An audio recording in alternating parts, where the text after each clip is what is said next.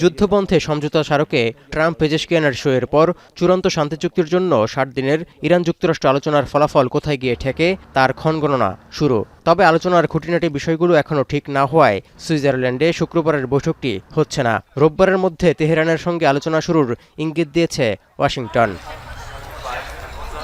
এরই মধ্যে ১৪ দফা সমঝোতা স্মারকের শর্ত বাস্তবায়ন প্রক্রিয়া শুরু করেছে উভয় পক্ষ। শর্তের আওতায় প্রথমে ইরানের বন্দরগুলোর উপর থেকে অবরোধ তুলে নিয়েছে যুক্তরাষ্ট্র।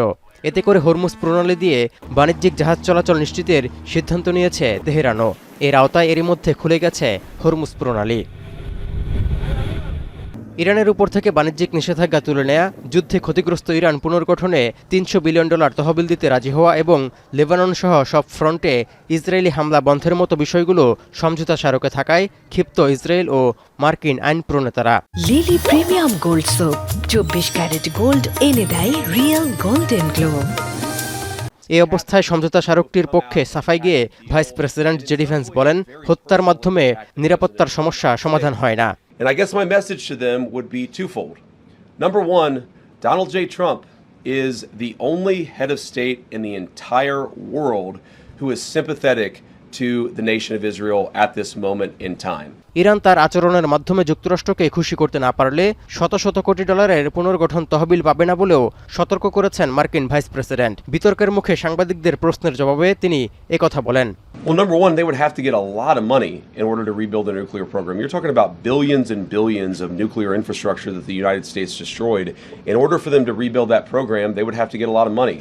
And we have them in an economic chokehold right now that we're not going to release until they fundamentally change their behavior.